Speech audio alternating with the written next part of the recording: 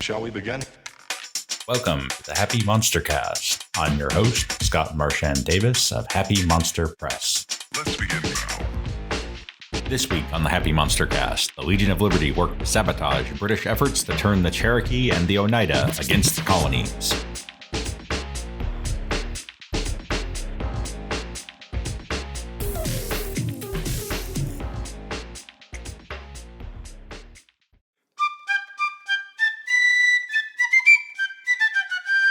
Previously on the Happy MonsterCast, the Continental Army has formed the Legion of Liberty, a unit of superhumans fighting for freedom from the British Crown.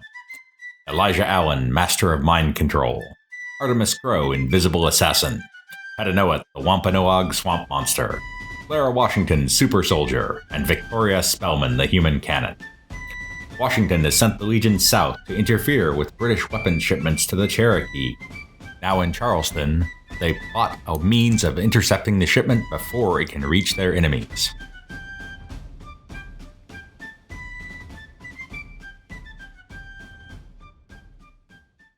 You all have traveled to beautiful Charleston, South Carolina, and you have infiltrated behind enemy lines on a mission. Your mission is to intercept shipments of arms that the British are running to Cherokee forces in the Appalachian Mountains in the Western Carolinas. So, and you've gained intelligence about a shipment of arms that's going upriver on a flatboat. So you should be able to, while you can't act against it directly in the city because it's crawling with British soldiers, once you get clear of the city and start going upriver, it's fair. The coast is fairly clear for you to take some kind of action against this boat. So what would you like to do?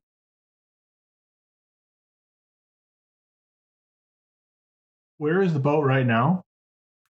So they've transported. They're going to run it upriver. It's at a pier in Charleston, and they're going to run it upriver to hand off to the Cherokee. Okay. You've gotten some information from local patriots that you've been put in contact with, and some loyalist defectors.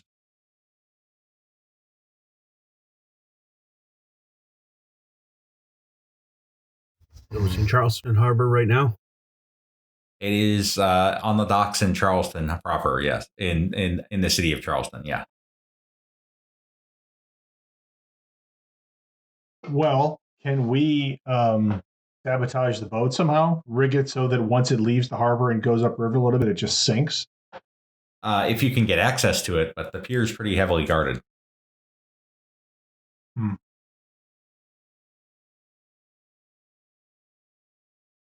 Do I have to breathe if I'm stage shifted? You don't. Well, then, I don't think I have to worry about going underwater. That is true. So what if I turn invisible and then do a little distraction move, freeing things up and make sure nobody's going to detect you as you're sneaking under the boat and sabotaging it? Do we have a method of waterproofing explosives? There are such methods, yes. You would if you would are you looking at a timed fuse? Yeah, we could do that. That's a good question. You could coil a fuse inside a barrel, a slow, like a long coil, a slow wick. That is pretty much the approach. And then you coat the barrel in canvas and cover it in tar. How big is the boat? The boat is pretty big. It's single hull or dual hull? It is a single hulled flatboat. Dual hull wasn't really a thing in this era. Okay. So my first thought was just to get under the boat with a drill and literally just kind of drill a hole in the bottom of the boat and shove some dynamite up. I don't Alas, know. we are pre-dynamite. Or You could, shove some explosives up. but it would be possible to create a mine, as we've described, with a small powder keg that you could attach. You'd have to light it on shore, then seal it up, then carry it underwater to the boat and attach it to the boat, with the appropriate amount of fuse so that it would blow up later. Easy as pie. I can't imagine anything that could go wrong with this plan. Well, fortunately, you have Victoria, who is quite good at this sort of thing. So if you'd like her to construct such a mine, she can probably do that. I'm wondering if we could make 2 of them and then cover them in pitch or tar or something sticky where I don't have to drill anything and I can just stick it to the bottom of the boat. It probably isn't going to be sticky enough underwater, but she can rig it with some hooks, so you can hook it onto the rudder pintles, where it'll basically drag along with the rudder and then blow up the back of the boat. Right. If I could suggest, I think if we can, do we know when they're going to go upriver? They're going to go upriver with the tide, presumably, right? Yes. So if we rig this to blow while it's at the dock, then there's going to be all kinds of people. If we rig this to blow once it's left the dock, then it'll be far enough away that it'll be much harder for it to access. So Victoria knows that the slow match is not perfect. There's a possibility you basically have to coil it inside the cask, and there is a possibility of the spark jumping across and messing with the coils. But it's also a very long journey upriver, so she can try to make it like an 8-hour fuse. Sure. And which is a lot of slow match, as even slow match doesn't burn that slow. But she thinks she can pull that off. Put maybe a 4-hour fuse so that it has plenty of time to clear the docks. Well, so let's see how she does. If we're doing 2 of these, one on either side, or say 1 fore and 1 aft. That way, if one goes out, then we're still going to have the other one. Right. Cool. Probably one on either side is a better bet. There's not really a good place to hook it on. Well, no, there's the anchor chains up front, so it'd be more obvious though. It's probably a safer bet to hook it to the rudder. In the back, yeah. That sounds good. So Victoria, she's pretty solid on this thing. She feels like she's got it. She's got the kegs for you. Then I would like the distraction is optional, as you can just go into the water upriver and walk down there. So I just need a state shift roll. Okay, hold on 1 second for me, because I always get this wrong. Just click the state shift, the icon next to the state shift skill.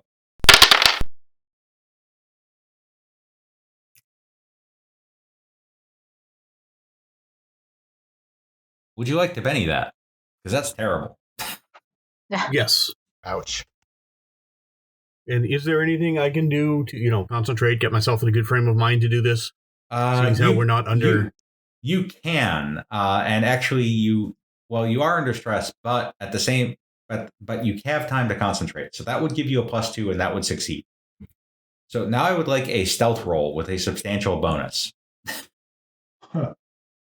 Since you're underwater. Yeah, exactly. I mean, you could be banging around under there. That one you might want to Benny.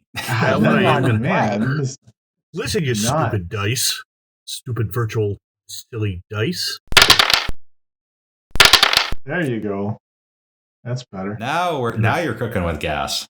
Okay, all right. And I owe you a Benny somewhere, and I have to remember where those are. Just go over to the lower left corner, and you can click on the number of bennies next to your name. You have an extra one anyway because you're lucky. Yeah. So unless they roll extraordinarily well on their notice, this is not going to be a problem for you. But let's see how they do. Nothing to see here. Move along. There you go. Yeah, the sailors certainly don't notice anything.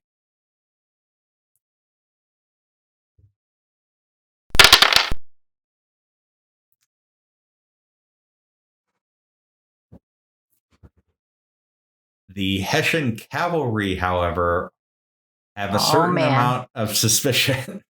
Yikes. So they are basic. So I would like you to make an athletics roll, because they are basically poking around by the rudder with their bayonets, trying to see what's going on down there. Now would be a good time for a distraction.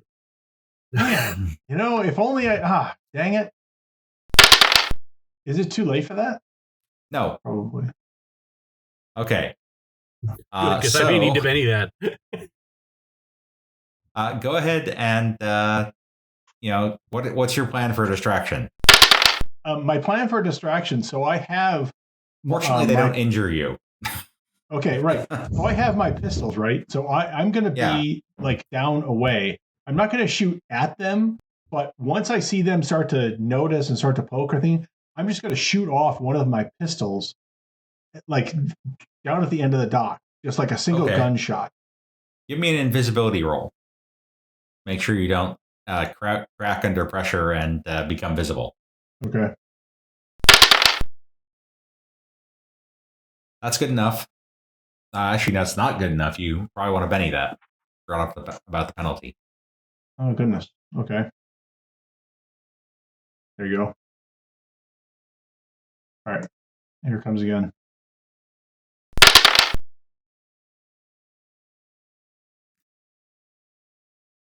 With concentration, that one is good enough. All right, cool. All right, so you also were prepared. You were kind of standing by in case something went sideways, and you are able to distract them. So the boat sails upriver. You hear the massive explosion sometime later, and you are successful in stopping the shipment of arms. Woohoo! Oh my goodness, I wonder how that happened.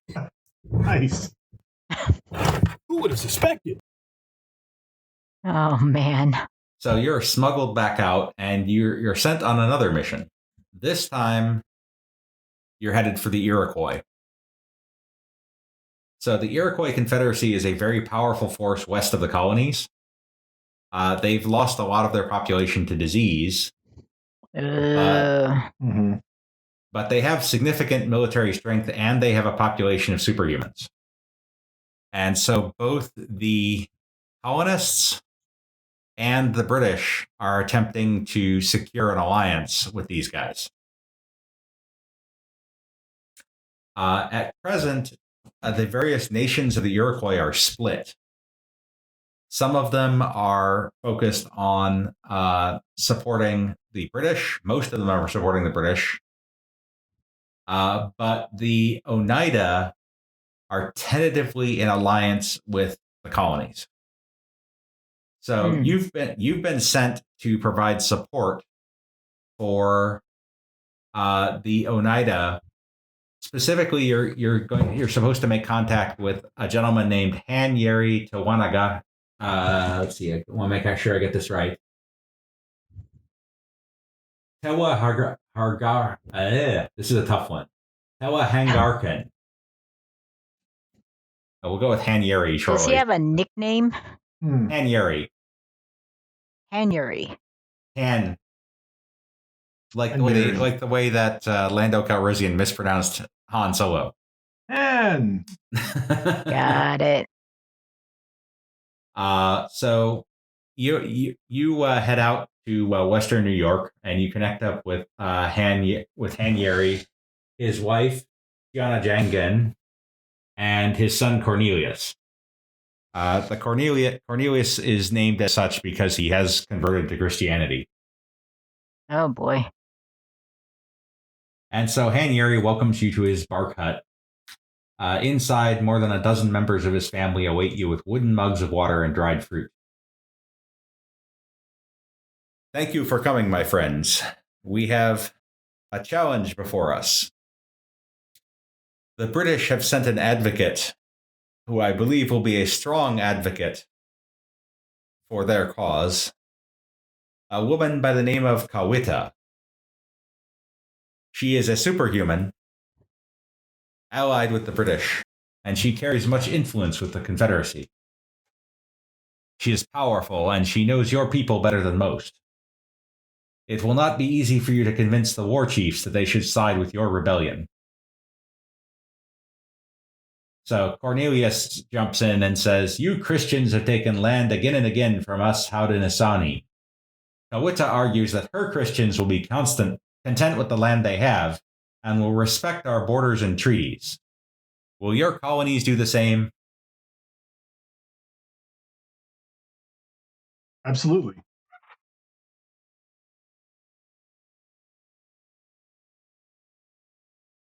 You must convince the war chiefs of this. They have seen the encroachment of your Christians into Haudenosaunee territory. Your people seem not to be content with their lands along the coast. They continue to move towards us. I would welcome the opportunity to speak to the war chiefs and convince them of our good intentions and the ability of all of us to live together in harmony. All right. So this is going to be a social conflict. You're going to have to convince the Oneida to stay on the side of the colonists. So the way this works is you are going to make your argument, and they are going to make theirs. So you're going to have a persuasion roll opposed by the war chief's spirit. And it's going to be, and this Kawita person is also going to have the same opportunity to persuade. And so as you enter the large longhouse where this is going to take place, you see Kawita standing there. And you recognize her. Oh. Kawita was the woman who attempted to assassinate George Washington.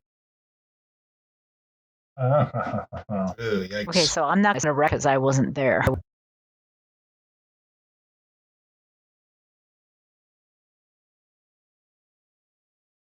Okay, so what is your first? So the chiefs summon you to the room and they say, "Christians who are in rebellion against King George, what is your argument for the Oneida to stay allied with you?" And who would like to make this argument? Because it will be a persuasion skill roll. I've got a D6 on persuasion. I'm going to sit down and be quiet. Can I help boost his trait? I'm not going to speak. I'm not confident in our side, but I'll help him. Yeah, you absolutely can. Give me a boost trait roll. And who are you boosting? Elijah or Artemis? Because they are the two who are the best at persuasion.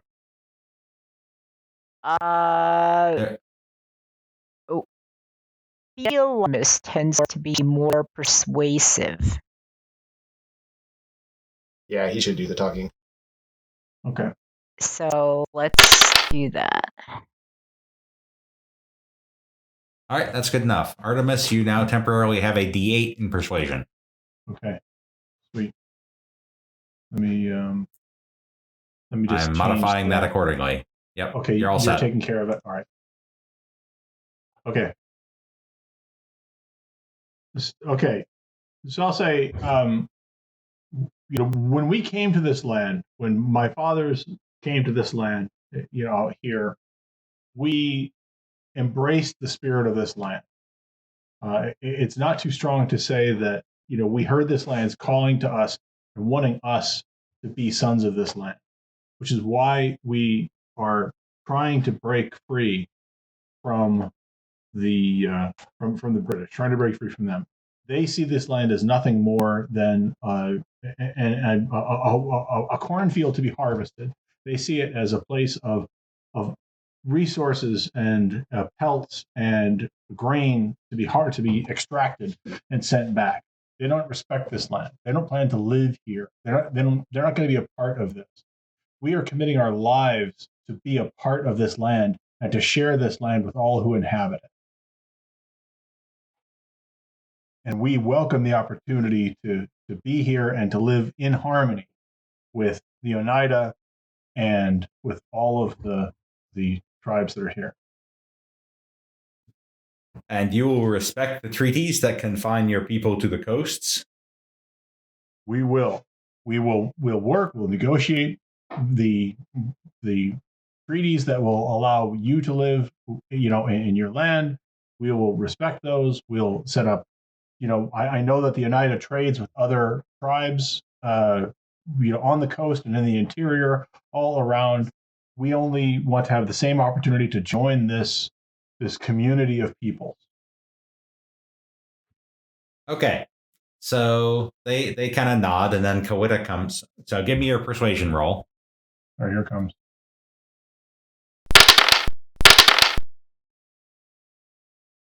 Well, that's pretty persuasive. It's nice. pretty good. Wow.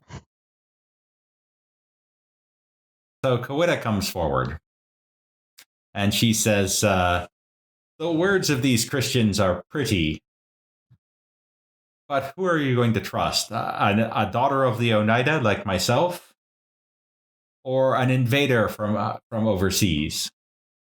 You have seen the colonists. You've seen their actions. You've seen them moving into Haudenosaunee land. Why should you trust the word of these colonists that they will change their ways when they simply seek the fighting power of the Haudenosaunee on their own side?"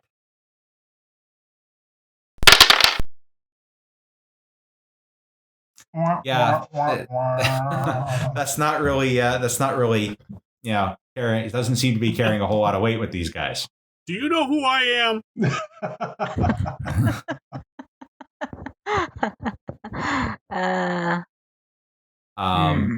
So yes, you've made significant grounds with those. And so one of the chiefs looks over and he says, "You have people among you who are not British. I wish this man to speak." And he gestures to Petnoet. Oh crap. From what nation do you rise, and why do you fight with these colonists?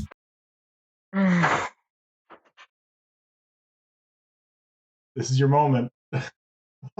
Can I boost him?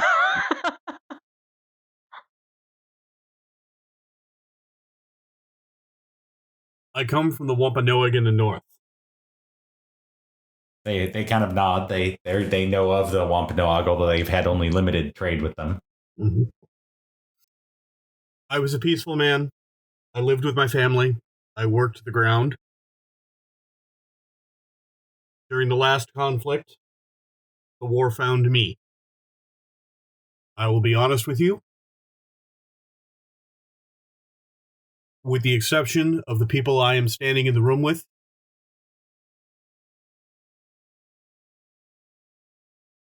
I have not found any Christians to be trustworthy. But when I see what the British have done, and I compare it to what the colonists have done,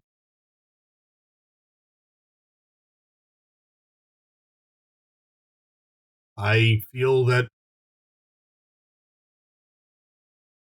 these people here are the ones that will most likely stay true to their word. All right. Give me a persuasion roll at +3 because of the benefit of you being an indigenous person like the Oneida. Joy. Good thing you had the +3. So with the +3, that is actually one success. So Kawita speaks. The Wampanoag are a broken tribe. They have been crushed by the Christian colonists. He has no voice here. He is not of the Iroquois. He is not of the Haudenosaunee. Well, she's just rude. She really is pretty rude. But not that persuasive. She's really not not really getting there for you. All right. So they turn back to Artemis. So convince us that you speak for the leaders of your Christians.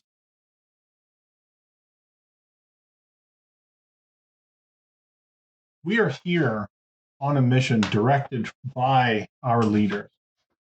Speaking with Father Washington, the leader of all of our warriors, who is leading our warriors in battle against the British. Everything that I do is at his command. And the mission that I have been sent here to conduct with you is at his behest, and it is at his desire as as he serves his people, so I serve him. And that is my representation here. So when he has given us the task of working with the Oneida to find a way for us to live together going forward. I speak for Washington, and Washington speaks for my nation. All right. Can I interject on his behalf and support and show any documentation we might have? Yeah, you have a commission from Washington. Yeah. Okay, then I would do so. I would also stick up for Pet Know-It and his moral character as well. Okay, give me a persuasion roll in support of his. Or here you're speaking to Frankie. Yeah. Okay, Frankie. Okay. Ooh, so that's going to give you a +1 on your persuasion roll, Artemis. Okay, so here comes.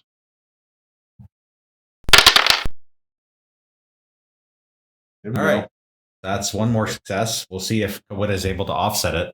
It says, pretty words and seals on paper do not change the facts. The facts are that these colonists covet your land, and the British will hold to their treaties. But she seems kind of, nonplussed, like, this is not going the way she expected it to go at all.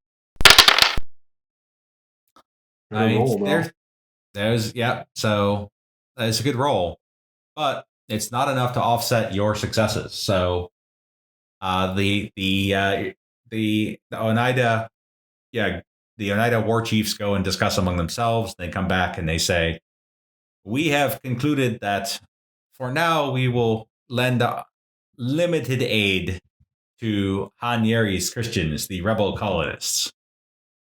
We will not fight other members of the Confederation, but we will not impede the colonists moving through our territory, nor will we aid the forces of the British King George. Cool. So I say, well, I welcome your decision, and it is my hope that this will be the first in a long history, many years of coexistence and mutual support for each other. All right. You have successfully kept the Oneida from joining the British. Woohoo! You can follow Happy Monster Press on Facebook as Happy Monster Press, at our website, happymonsterpress.com, Twitter as Happy Monster PRS, or follow the podcast on YouTube, Stitcher Radio, Spotify, iTunes, or Google Play Music. The Happy Monster Cast is part of the Savage Worlds Media Network. This game references the Savage Worlds game system available from Pinnacle Entertainment Group at www.peginc.com. It is unofficial media content permitted under the Media Network Content Agreement. This content is not managed, approved, or endorsed by Pinnacle Entertainment Group. Certain portions of the materials used are the intellectual property of Pinnacle, and all rights are reserved. Savage Worlds, all related settings and unique characters, locations, and characters' logos and trademarks are copyrights of Pinnacle Entertainment Group. All other content is the intellectual property of Happy Monster Press. Background music is Ice Cold by Jason Shaw.